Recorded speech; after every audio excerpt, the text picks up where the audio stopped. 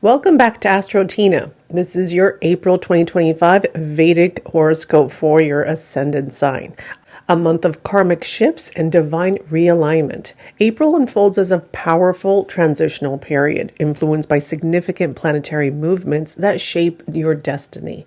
As the sun transits from Pisces to Aries on April 13th, we experience the energy of Mesh Sankranti, marking a shift towards bold action and new beginnings. The fire of Aries fuels ambition, while the lingering Mercury retrograde in Pisces, which is till mid-month, demands patience and introspection before initiating any major changes. So a major highlight is the lunar eclipse in Libra, which signifies the matters of karmic balance, relationships, and dharma. This is a time for inner clarification and closure, recalibrating in personal and professional bonds.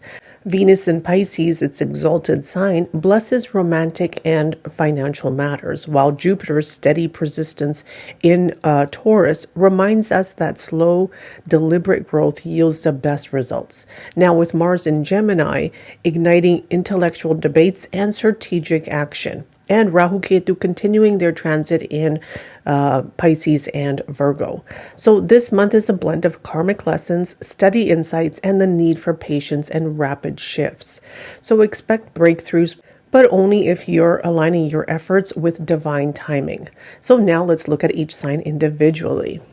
Gemini Ascendant. This is your horoscope for April 2025. Let's begin the month with April 1st and 2nd. These are days where you do have to be mindful of your energy. Your energies are a little bit low on these days.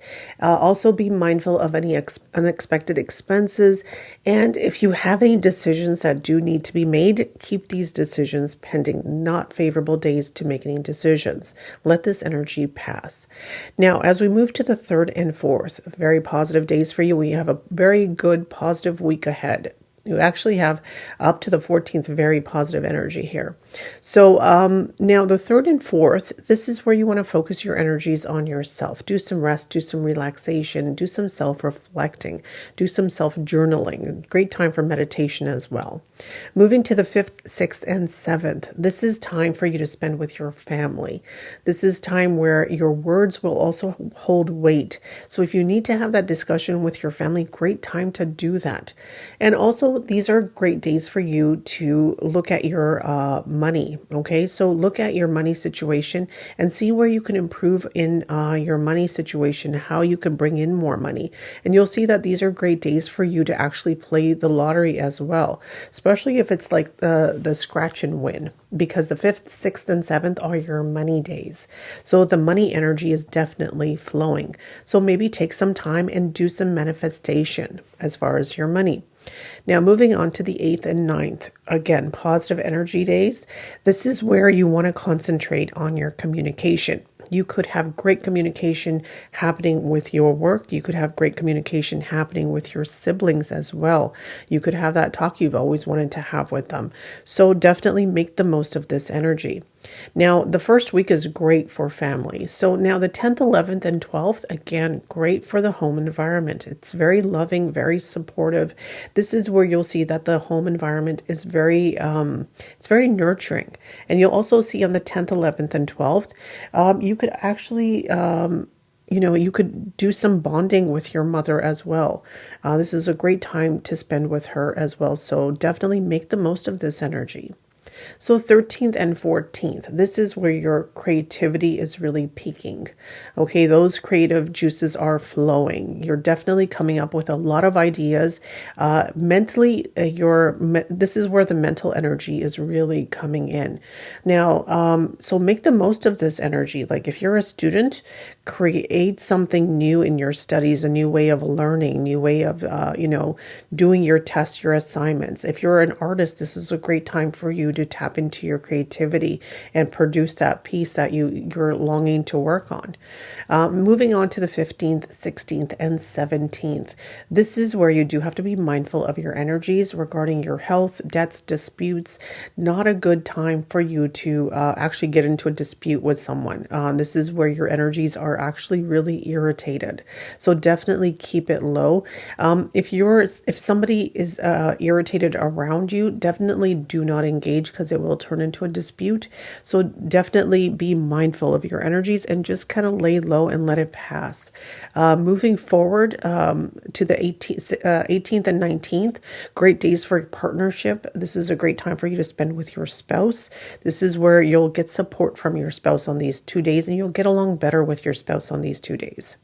If you need to have that talk with your spouse, definitely do it on these 2 days. You'll definitely get the results that you desire. It's more favorable. Moving on to the 20th, 21st, and 22nd. This is where your energy is very stressed. You're not feeling your best. Mentally, emotionally, you're stressed. So you have to let this energy pass. Don't engage so much. Lay low. Let this energy pass. This month, you do have about... you do have to be mindful of your health in this month of April, because you are definitely getting a lot of caution days. So be mindful of your health. And also because you have a concentration of a lot of planets in your 10th house. You have a stellium happening there. So that is also, you're looking at the south node, Ketu looking at your 4th house, which is also the chest region. So be mindful of cold, cough, anything to do with the heart.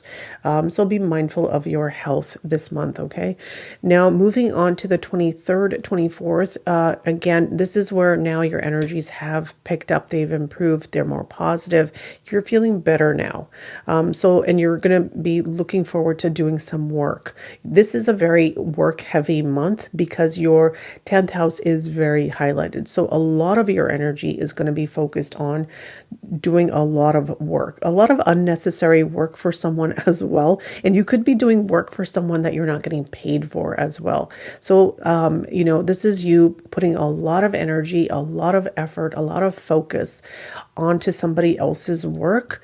And maybe you're thinking you'll get paid for it after, and you might, but you're putting in a lot of work that will definitely pay off because you do have Saturn going into that house as well.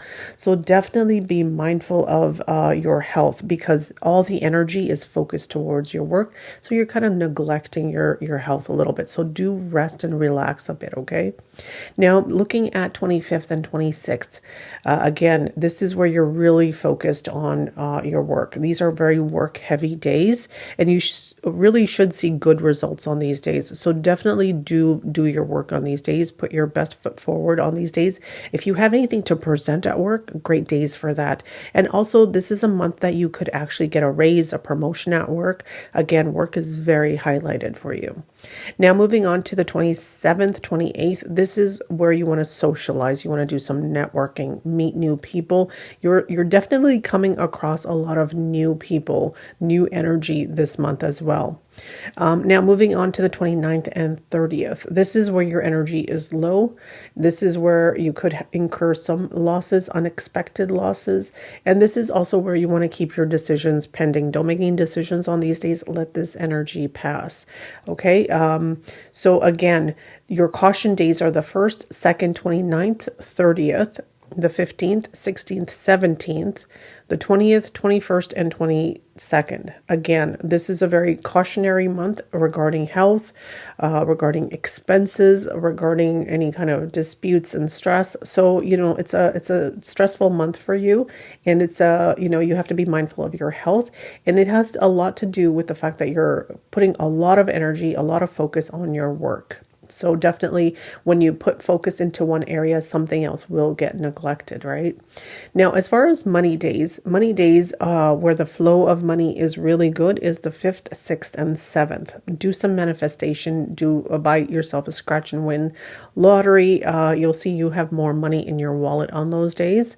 If you want to learn about the markets, the 13th and 14th, great days for you to do some learning about the markets. If you're already in the markets and want to invest further, then definitely the 27th and 28th, great days for that. Again, this is not financial advice. Please seek a professional for that. Now, as regarding love and your honey days, if you're married, the 18th and 19th, great days for couples.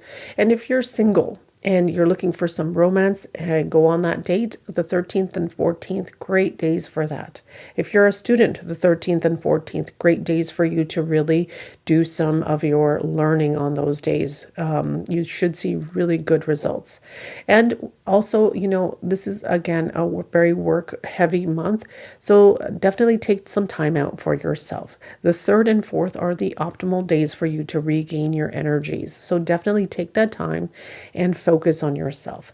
Well, Gemini Ascendant, this was your April forecast. I hope you make the most of every blessing. Please don't forget to like, comment, share, and subscribe. Thank you.